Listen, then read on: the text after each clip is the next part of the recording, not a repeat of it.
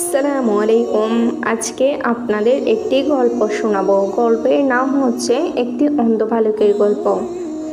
এক অন্ধ বালক একটি বড় ব্যাংকের সামনে বসেছিল। তার সামনে ছিল একটি তালা আর হাতে ছিল একটি কাগজ, যাতে লেখা, আমি অন্ধ, অনুগ্রহ করে সাহায্য করুন।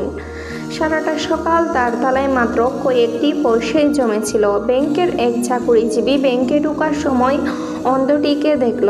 সে তার মানিব্যাগ বের করে তাকে কিছু পয়সা দিল, তার হাতের কাগজটি নিল এবং এর পেছনে কিছু লিখল। এরপর ছেলেটির হাতে তা ধরিয়ে দিল, যাতে সবাই নতুন লেখাটি দেখতে পায়।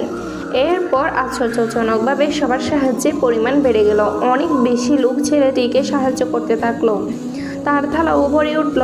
বিকালে সে ব্যাংকার তার অফিস থেকে বেরিয়ে ছেলেটিকে দেখতে এলো। তার গলা চিনতে পেরে ছেলেটি তাকে জিজ্ঞেস করলো, তুমি কি সেই লোক যে আমার কাগজের লেখাটি বদলে দিয়েছিলে? কি লিখেছিলে তুমি? লোকটি বলল, আমিও সত্যটাই লিখেছিলাম, তবে একটু ভিন্নভাবে লিখেছিলাম। আজ নতুন সুন্দর একটি দিন, কিন্তু আমার দুর্ভাগ্য, আমি দেখতে পাই না।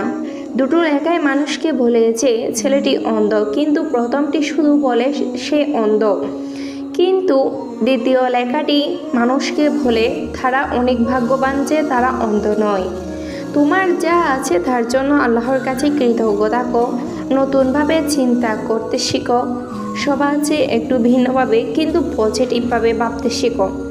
জীবন যখন তোমাকে কষ্ট পাওয়ার 100টা কারণ দেয়, জীবনকে দেখিয়ে দাও যে তোমারও সুখী হওয়ার 1000টা কারণ আছে। ধন্যবাদ। ভালো লাগলে লাইক, কমেন্ট, শেয়ার করবেন।